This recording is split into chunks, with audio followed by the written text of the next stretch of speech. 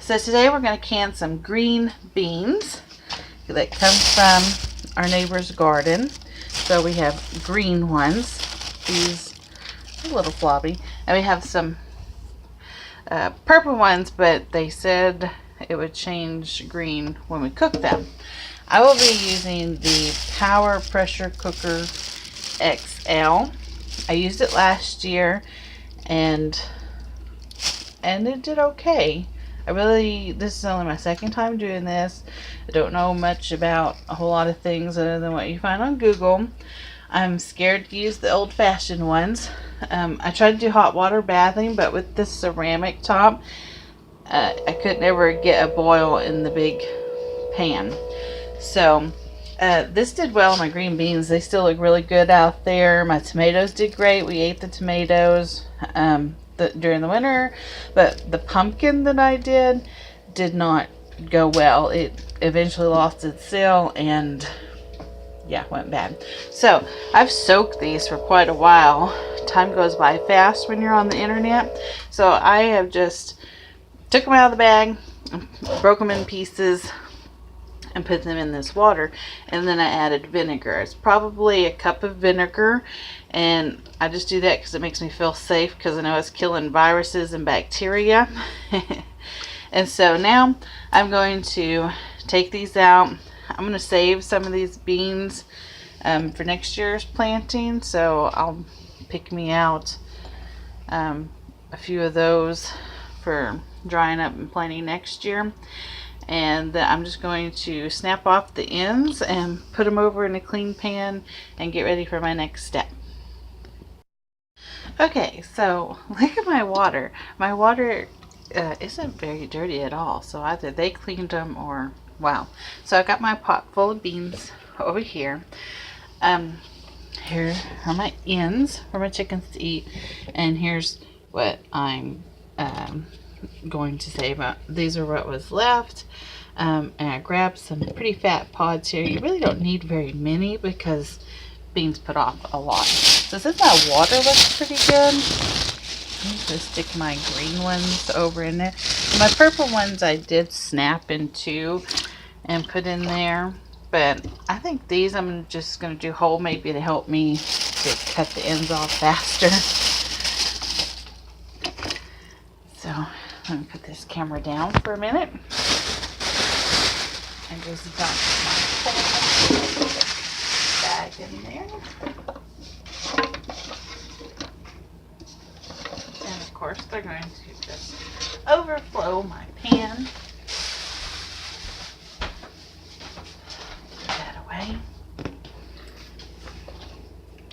Okay, so my pan is pretty full, and I'm just gonna get them nice and wet in that vinegar water to make sure things are killed. I'm just funny that way.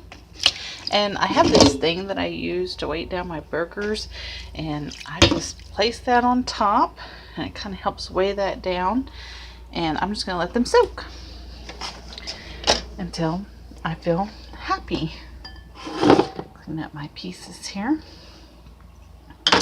And then while that is soaking, I'm going to peel my purples here and kind of set these aside to let them dry.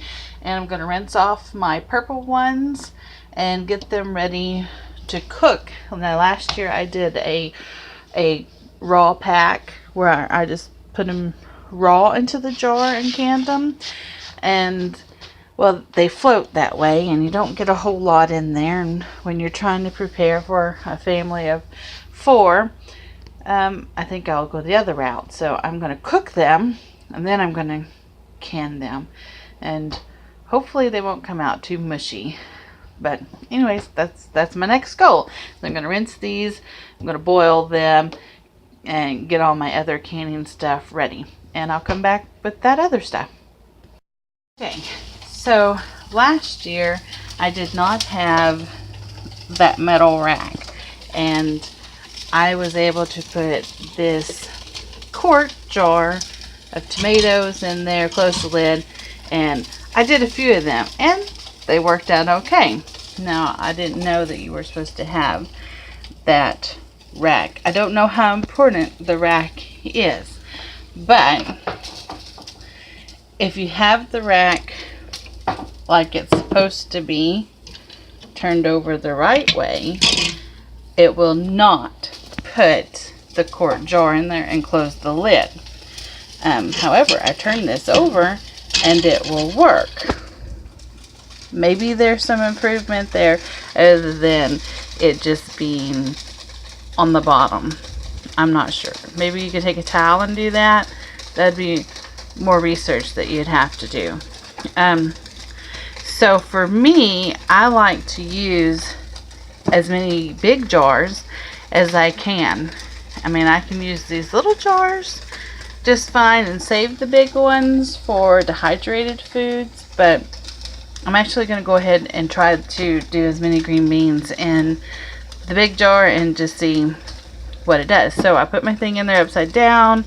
I filled up my quart jar with water, and then I put water into the container here, the inner pot, until it's about a quarter of the way. You do a quarter or halfway, and the instructions say a quarter of the way, and so I know how much water there is to be in here.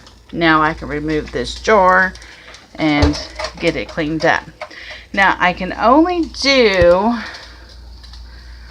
one, maybe two of those quart jars at the same time. It's alright for me because it's not going to take very long to do in this canner. It doesn't heat up the whole house, and there's not a whole lot else for me to do. So it's okay for me to do it that way. Or I can do 4 of these little jars. But I'm thinking with the amount that I have, that I could probably do a quart of purple and a quart of green, and what I have left over we'll just have with dinner. And I'm going to see how that does. Like I said, I did it with the tomatoes, and my tomatoes did not break a seal at all, and we used them up all winter, and that was without using a rack. Okay, so that was my update for now. I'm going to clean up my jars and get them sterilized and ready. Okay, bye-bye. Oh my gosh, I seriously kept recording, and I checked my camera and it wasn't recording. I don't know what the heck's going on. Okay, my purple beans are now green, and I don't know if I want them to cook too much, so I'm actually just going to turn this off now. They've been boiling for maybe 5 minutes. Okay, jars. I was trying to talk about jars and it quit recording. I put some soap, dish soap in there inside the jar. I poured some vinegar in there, and I washed it out with hot water that way. Reading the Ball website, they say you do not have to sterilize your jars or your lids if you are pressure canning. However, when I did that without sterilizing my lids, the glue did not stick very well, so do still put those in boiling water. So I'm limited on space. I got an old kitchen, just a few pots and pans, and so canning is it's just like too fast paced for me sometimes. So I put some water in this bowl and I turn it on. It takes about 5 minutes in my microwave to boil water. I get this really good and hot and boiled, and I'll put my lids in there and let them sit. Now, when you're going to can in the pressure cooker XL, pretty much everything is set for you, but what you need to do before you get started is run this thing for 10 minutes or so. So I just push the steam canner. It will run for 10 minutes. I have the valve closed to keep the pressure in. Also, when you download their PDF manual, it tells you here how to do things, like for the green beans, hot or raw pack for pints. Cook for 20 minutes. I have read that if you're going to do quarts, do for 25. So do kind of look that up. It's already programmed to be 80 kPAs, and it takes 7 kPAs equals 1 psi. So you could do some math there if you want to, for your altitude. And I've already researched mine, and this is good for me. I don't have to change anything. Okay, so I need to end this video so I can go get all my tools out for getting this hot stuff ready. And I'll be back. Do you hear that? You hear that steam? I don't know if you can see it. If you look really hard, you can see it. Okay, this sometimes happens. Sometimes it would kick in and cut it off. Other times, okay, it did that. It cut it off, but if it like just keeps going and it doesn't cut it off, come and push on the lid. The lid has not set, is what it is. Okay, this water is now hot, and it didn't reach that steaming point until right at the last minute. So be very careful. It's not, when it's hot, it's not very hot because there's not a lot of steam there coming out. I just released the valve. I've drained my green beans, and they are over here. They're not quite all the way done, but they'll be done when you can them. They taste really great. My water was really green, so I got some fresh water here to boil. This is the only big pan that I have that will boil on this top. So like I said, sometimes this thing will get really fast paced for me because I'm only working with limited tools. I have this smaller pan here, but it doesn't boil very well on the stove. Anyway, so I'm starting my fresh water here. This will go into the jar with the green beans to pressure cook them. Okay, I'm letting this kind of... I did not find my magnetic lid stick that picks up the lid out of the hot water. I don't know where it's at. So I will improvise with some tongs, and hopefully that will work. So I got this thing here. It's what you get your jars in and out with. The rubber end grasp onto the jar so it doesn't slide off. You need a spatula, a stick, a butter knife, something like that goes down to the side of the jar to help air bubbles come up. Okay, this thing stopped steaming, so I just want to show you how hot it is. See what it's getting. Pretty hot. 220 is the goal when you go to pressure cook. So that's pretty hot, and that's good enough to start putting your jars in there. You know, it's ready is what it is. You don't want to like put your hot stuff in there and it's cool, you know, like room temperature, because you didn't like, it's kind of like a preheated oven. Now you have a preheated hot. Okay, so put my lid on there to keep that warm. I popped my lid since I'm just doing one jar at a time. My water here was at 140. That's good enough, and I put my lid in there, and it's just going to sit until I'm ready. Okay, so I'm just going to bring this to a boil. Then I will fill my jar up with the green beans and the salt and put it in, and I'll come back and show you how to do that. So you put your green beans into the jar. Use a spoon, use whatever kind of utensil you want to. Whatever gets the job done gets the job done. It's easier if you have wide mouth jars. You'll never see your grandma do canning like I do, but it's all good. I'm losing some green beans, so I'm gonna have to put the phone down, but you can see that I am filling up this jar. Okay, so I used the tongs to load this up. That worked out pretty darn good. I took my stick here, went down around the edges to kind of get it good and packed in, used my spoon here to push it down. So you want to give it headspace, so stay below this bottom ridge. Okay, and man, I got quite a bit in there. That's pretty cool. Okay, so my water's boiling, and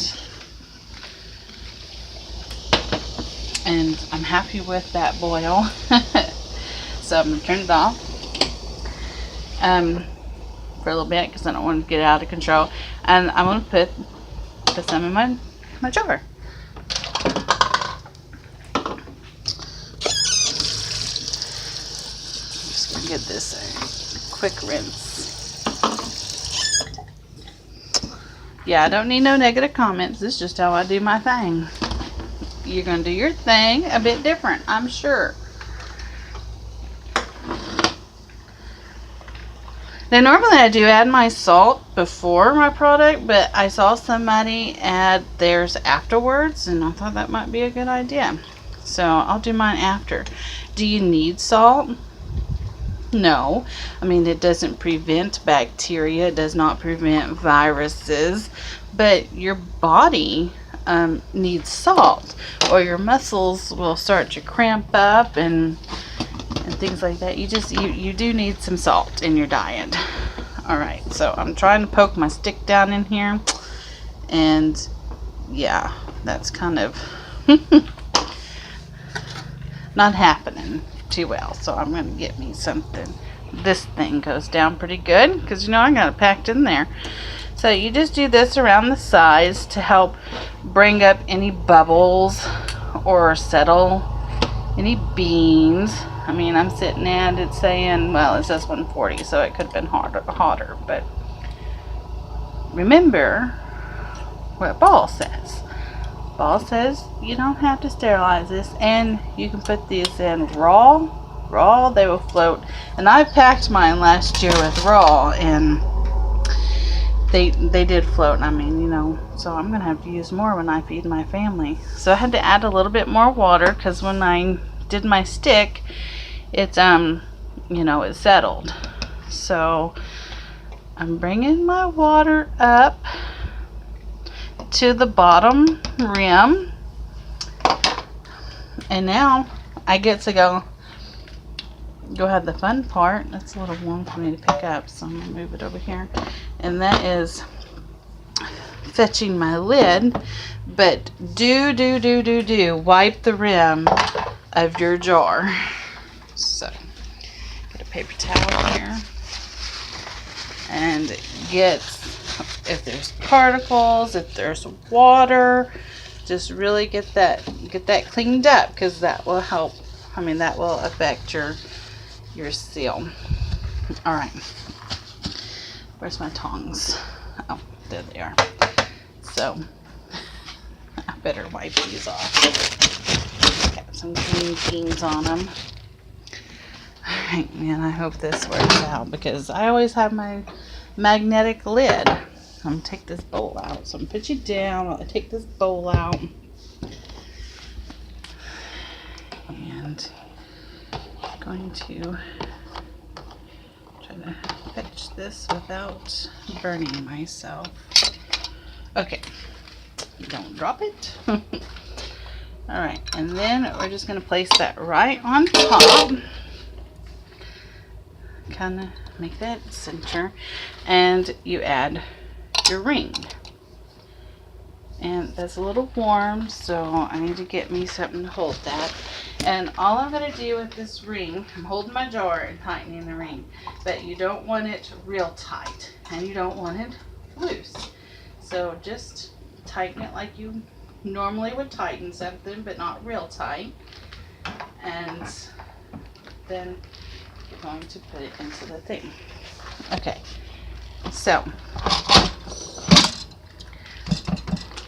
you don't want it loose to where the lid would fall off, but you want it easy enough for your grandma or grandpa to come and take that out, take that off.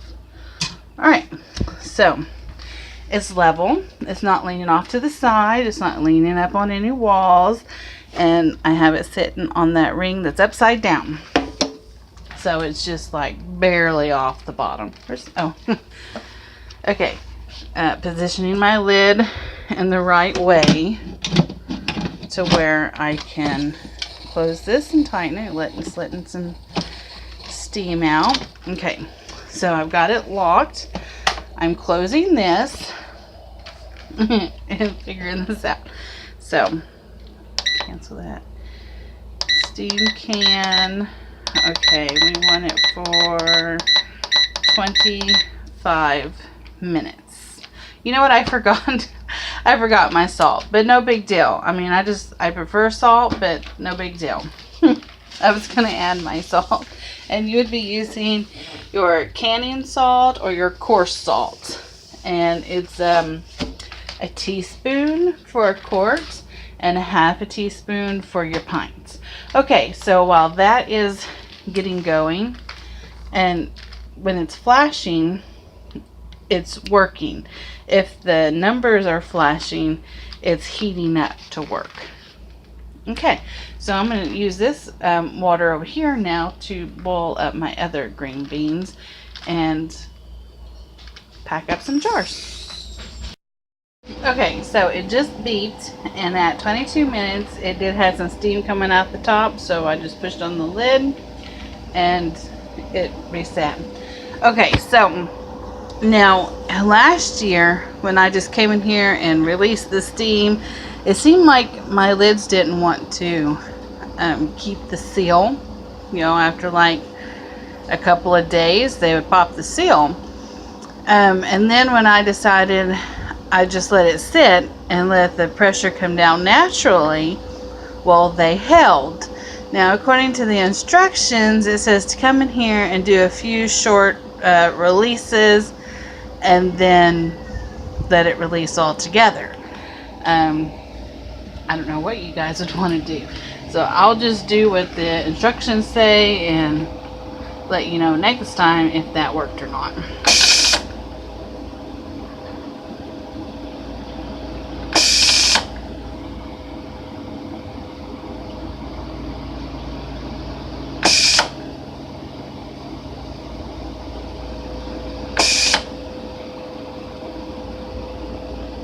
I don't know really how many times they want you to do that, but I guess that's a few times. And then it says release it all together.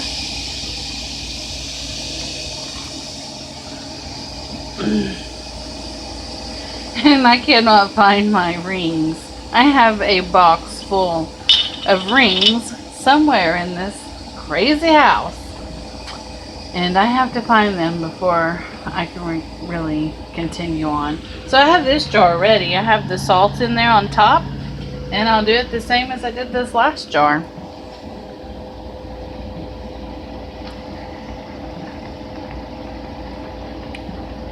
All right. Excuse me.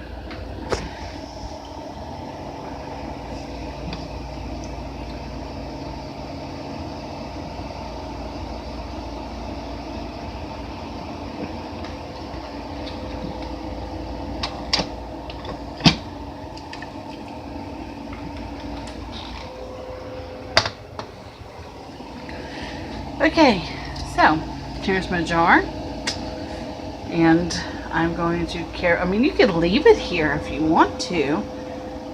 It wouldn't be any problem if you were just, you know, doing a few, you know, like doing 4 a day or something.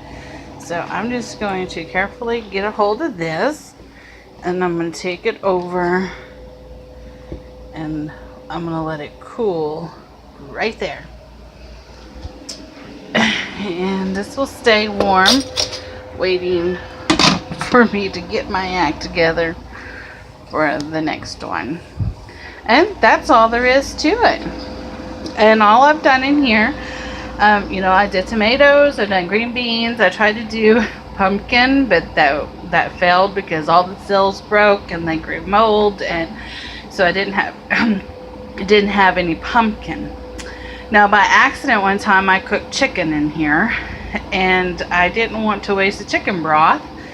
Of course, you know, we had chicken for dinner. So what I did was, right after it was done cooking, I took the broth and put it over into a jar, put a lid on it, and it just popped right away. It was so hot.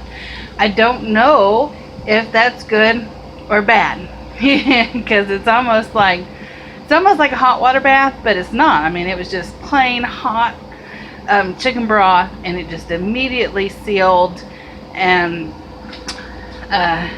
it was still sealed for a week, and then I used it with some chicken soup, and we didn't get sick. And as long as Grandma always says, as long as that seal is intact, you are okay. So, but when in doubt, throw it out.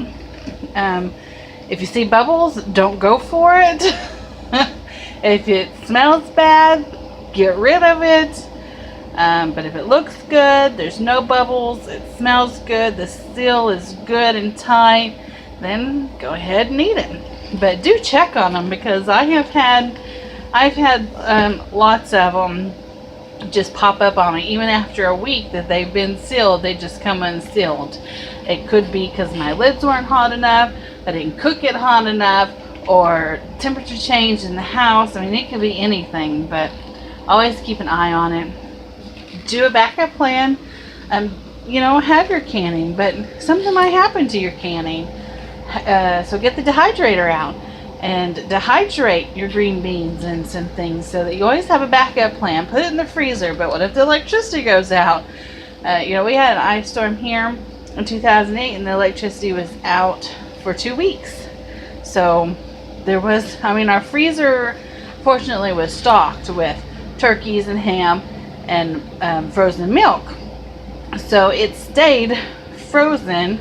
We didn't have to give it a boost or anything. You know, we weren't getting in there all day long. We took our refrigerator stuff and put it over there to keep, and it worked out really well. And since then, I have been dehydrating, freezing, and trying to figure out this canning. So, all right, best of luck to you, and best of luck to me learning this power cooker pressure canning. All right, bye-bye. To just tell you that if you want to sterilize your jars, some people use the dishwasher, and that's great if you want to do that. Or you can fill your jars up with water and pop them in the microwave until they boil, and that will sterilize them as well, just in case you wanted to do that. Okay, bye. Okay, so that pop that I heard, well, I let these cook and reduce, and I picked up my jar, and the bottom, it's almost a clean break. So, well, now my process will take a little bit longer, and we won't be eating the green beans just because of the glass. So, interesting. I've never had that happen before. I don't know why. Could be all kinds of reasons. But anyways, I thought I would share that with you. Okay, bye. Thought you ought to know this. When you're on steam canning, it just counts down the minutes. You see, I got pressure coming out, so it's not under pressure right now. I've noticed this before. If you're on cook mode, there it stopped. If you're on cook mode, it does build up pressure in there, and if it doesn't have enough pressure, the time will just flash until it has enough pressure built up. Then it will start the countdown, which I find it odd that on the steaming mode it doesn't do that. I mean, because I set it for 25, and obviously it was not under pressure for 25 minutes. I actually stopped because at 20 minutes it was releasing pressure, and it made like a funny pop noise in there, so I wanted to check on that. And then when I started it back up, I started it at 20, and it just started this, you know, the pressure was still releasing. So I don't know, take that into consideration. So I won't release this pressure with those little zaps for this jar. I'm just going to let it hold under pressure and come down on its own to kind of make up for that pressure cook loss. So yeah, there you have it. I guess it would probably be better if, you know, you put it on your pressure canning and you had a different timer. So if it was releasing pressure when it stopped, start your timer. That Yeah, that'd probably make better sense. I probably should do that next time. Alright, so I just wanted to inform you on that.